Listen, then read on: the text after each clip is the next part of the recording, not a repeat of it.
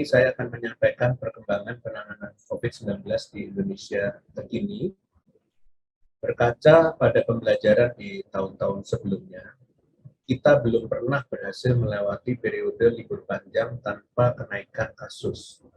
Oleh karenanya, penghitungan proyeksi naiknya kasus biasa dilakukan sebelum memasuki periode libur panjang, termasuk periode Nataru 2021 yang lalu. Prediksi kenaikan kasus ini semata-mata merupakan bentuk kewaspadaan dan kehati-hatian agar upaya pencegahan dan penanggulangan dapat disiapkan sebaik mungkin.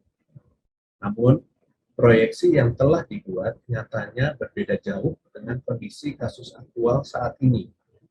Kabar baiknya, meskipun saat ini kasus sedikit mengalami peningkatan, namun masih jauh lebih rendah bahkan dari estimasi yang diprediksi paling mungkin terjadi. Per tanggal 2 Januari 2022, peningkatan kasus mingguan aktual yang terjadi adalah sebesar 1.500 kasus per minggu. Sementara 3 prediksi pada akhir tahun lalu adalah 400.000 kasus per minggu apabila terjadi peningkatan penularan secara maksimal, atau 250.000 kasus per minggu apabila terjadi peningkatan penularan sebesar 50%, atau 80.000 kasus per minggu yang dianggap sebagai estimasi yang paling mungkin terjadi. Dengan jumlah kasus yang tetap dapat terkendali ini, bahkan juga diikuti dengan jumlah testing yang terus ditingkatkan hingga lebih dari 400% dari target WHO. Keterisian tempat tidur di ruang isolasi rumah sakit rujukan juga sedikit mengalami kenaikan, namun tetap di bawah 10%. Tren kenaikan harian sedikit mengalami kenaikan, namun tetap rendah jika dibandingkan dengan tren di bulan November sampai dengan Desember 2021. Kesimpulannya, kita telah berhasil untuk pertama kalinya melewati periode libur panjang Nataru dengan tetap mempertahankan kondisi kasus yang terkendali.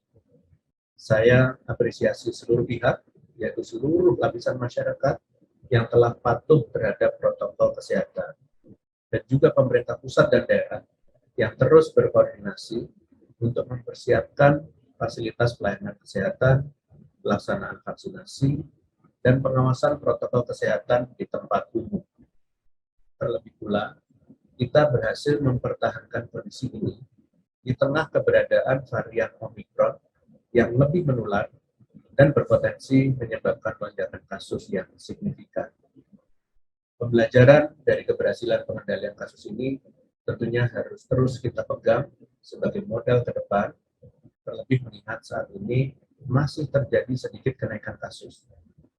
Dua modal kunci tersebut adalah yang pertama, adanya kekebalan komunitas, utamanya karena vaksinasi dan akibat pernah tertular, serta yang kedua, peran aktif masyarakat mempertahankan disiplin protokol kesehatan.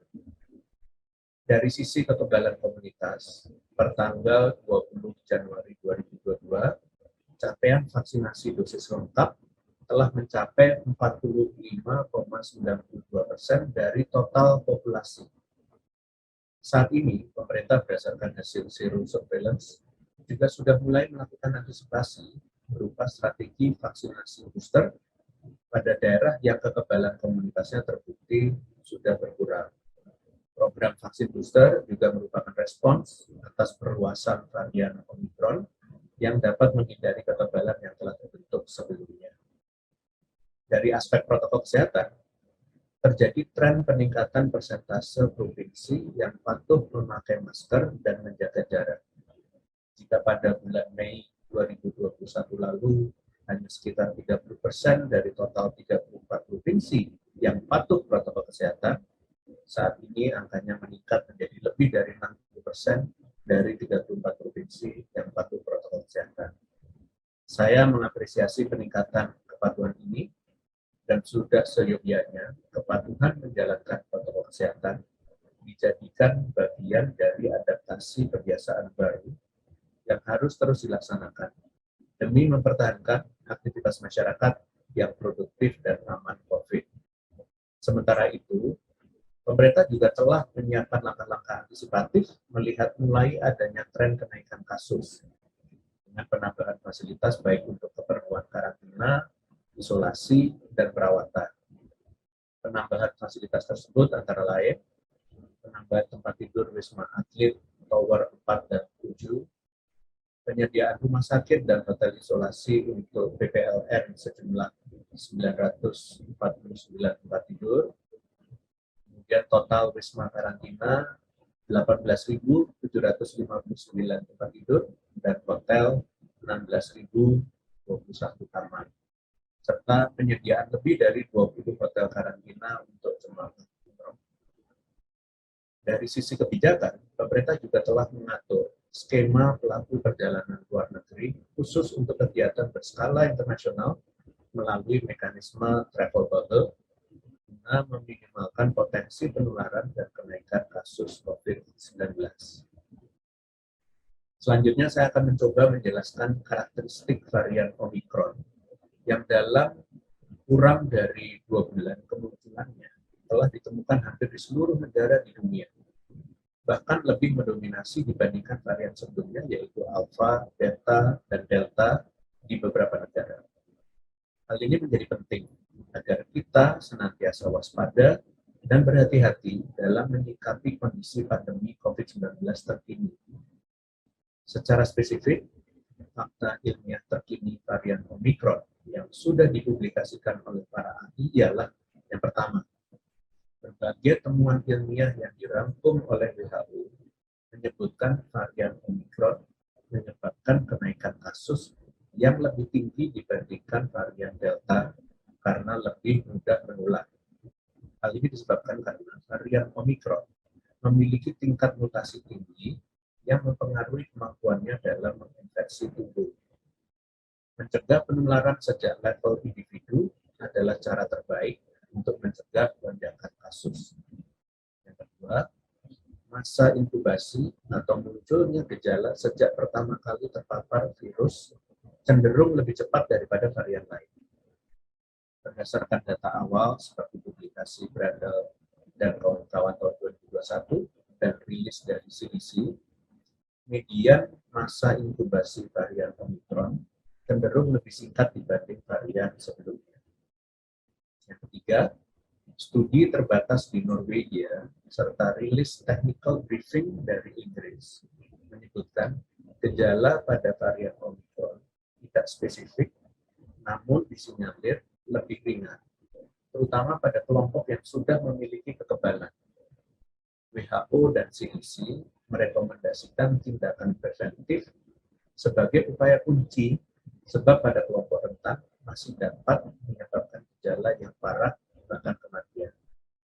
Yang keempat, beberapa hasil studi terbaru termasuk publikasi Leonard dan kawan-kawan tahun 2022 serta studi di Denmark, Afrika Selatan, Inggris, Kanada, dan Amerika Serikat menyebutkan angka rawat inap di rumah sakit lebih rendah dibandingkan varian Delta.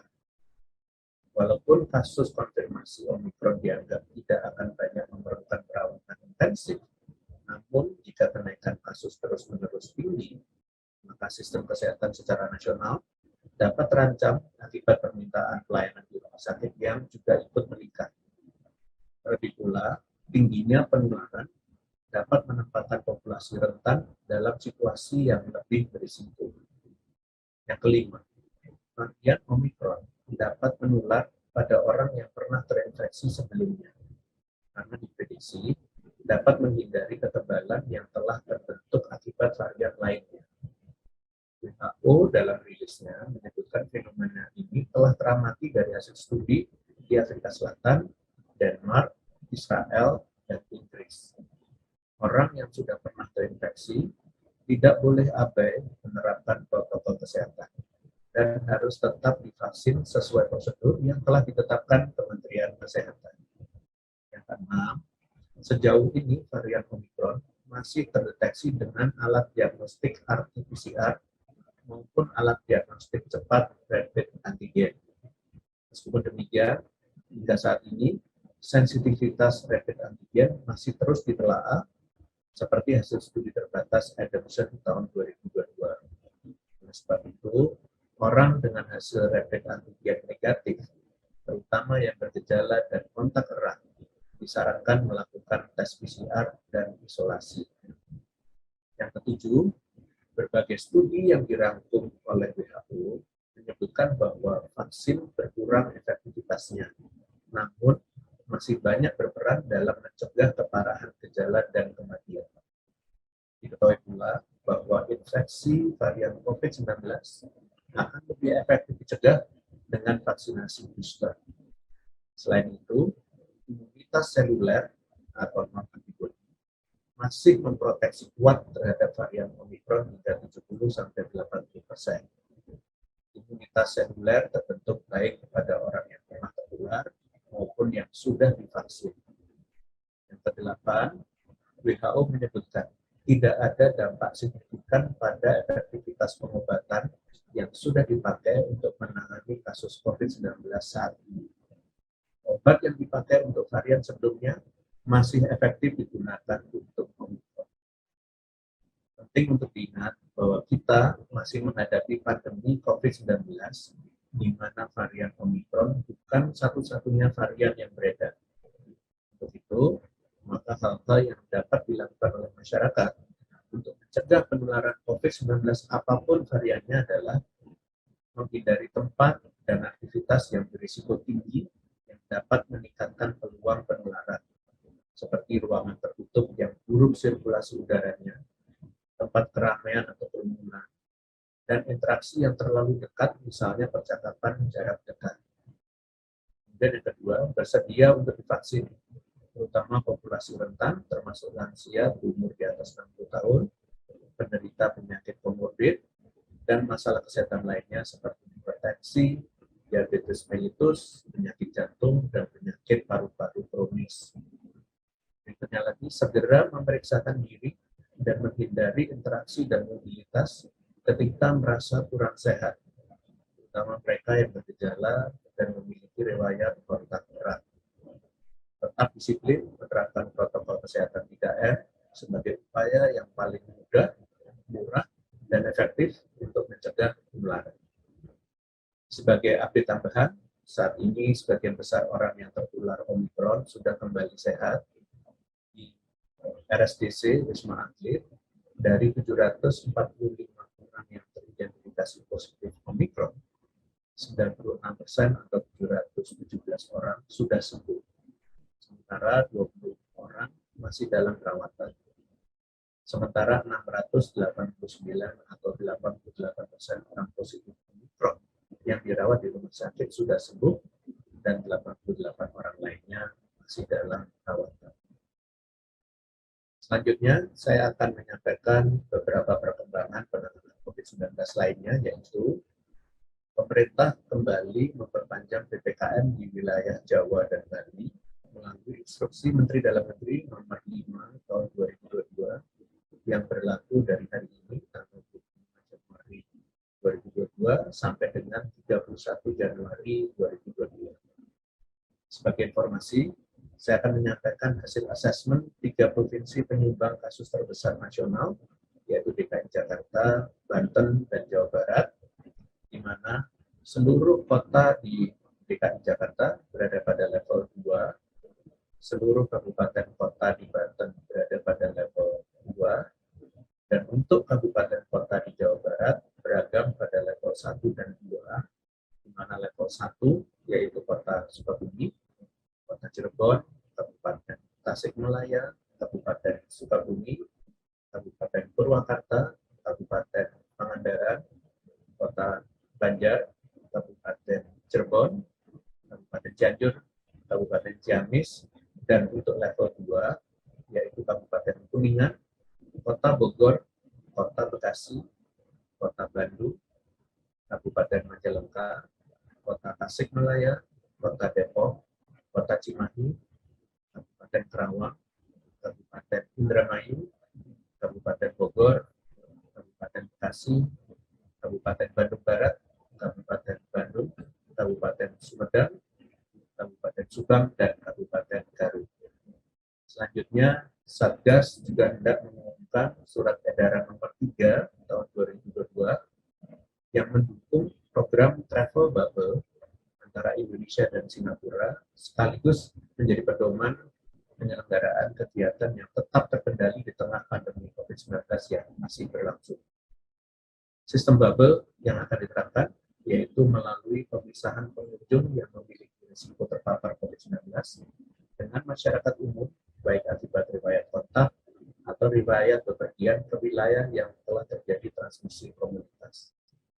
Mekanisme ini pun disertai dengan pembatasan interaksi hanya kepada orang di dalam satu kelompok atau bubble sama dan penerapan prinsip karantina untuk meminimalisir risiko penyebaran COVID-19. Nantinya, implementasi sektor pembukaan pariwisata ini akan terus dievaluasi sesuai hasil monitoring dan perkembangan kasus yang terjadi di sekitar wilayah penerapan travel bubble, sehingga pemerintah menjamin bahwa pembukaan yang dilakukan akan dilaksanakan dengan penuh hati-hatian. Demikian konferensi pers hari ini. Saya lanjutkan dengan sesi tanya-jawab media. Selamat sore, Prof. Telah masuk beberapa pertanyaan dari rekan-rekan media. Pertanyaan pertama dari Hendro Berita1.com dan Erlangga Antara TV. Apakah ada kebijakan menunda PTM Jawa Bali, khususnya Jabodetabek? Baik, terima kasih Berita1.com dan Antara TV. Sekolah harus memenuhi persyaratan sesuai yang diamanatkan dalam SKB 4 Menteri, seperti kebersihan atau sanitasi, mampu mengakses fasilitas kesehatan, memiliki satgas penanganan COVID di sekolah, telah melakukan verifikasi penanggung jawab melalui Kementerian Kesehatan, serta melaporkan tingkat kepatuhan protokol kesehatan secara rutin. Jika ditemukan kasus positif saat PTM berlangsung, maka segera lakukan langkah-langkah mitigasi. Penghentian sementara PTM sekurang-kurangnya 2 minggu pada satuan pendidikan atau sekolah yang memiliki klaster penularan COVID-19 di satuan pendidikan tersebut. Angka positivity rate hasil surveillance epidemiologis sebesar 5% atau lebih. Atau warga satuan pendidikan yang masuk dalam notifikasi hitam pada aplikasi Peduli Lindungi sebanyak 5% atau lebih. Kemudian kegiatan pada sekolah dengan kriteria tersebut dilaksanakan dengan pembelajaran jarak jauh atau PJJ. Apabila setelah dilakukan surveillance bukan merupakan kluster PTM terbatas atau angka positivity-nya di bawah 5%, PTM terbatas hanya dihentikan pada kelompok belajar yang terdapat kasus konfirmasi selama 5 kali 24 jam.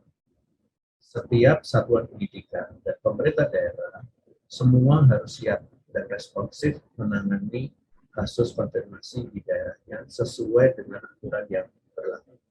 Terima kasih. Terima kasih atas jawabannya, Prof. Pertanyaan berikutnya dari Fat Berita1.com. Bila benar sumbangan kasus memang dari aglomerasi Jabodetabek, apakah akan ada pengetatan perjalanan, terutama di angkutan massal, seperti busway, MRT, dan KRL? Terima kasih Berita1.com. Pemerintah terus memantau perkembangan kasus untuk melakukan penyesuaian ke berbagai operasional sektor sosial masyarakat. Namun, terkait dengan aturan perjalanan, sejauh ini masih mengacu kepada Surat Edaran Satgas nomor 22 tahun 2021, di mana khusus perjalanan rutin dengan moda transportasi darat, menggunakan kendaraan pribadi atau umum, dan kereta api dalam satu wilayah atau kawasan aglomerasi perkotaan dikecualikan dari persyaratan perjalanan. Namun sebagai bentuk kehati-hatian, screening kesehatan elektronik menggunakan Peduli Lindungi wajib dilakukan sebagai syarat memasuki kawasan fasilitas publik. Terima kasih. Terima kasih atas jawabannya, Prof. Pertanyaan terakhir dari Erlangga Antara TV. Bagaimana update kesiapan fasilitas kesehatan di sejumlah daerah untuk antisipasi lonjakan kasus? Terima kasih Antara TV.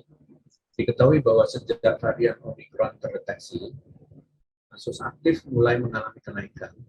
Namun berdasarkan tren sejak 17 Januari, terlihat bahwa rasio hospitalisasi menurun setelah terbit edaran agar pasien tanpa gejala dan gejala ringan bisa melakukan isolasi mandiri.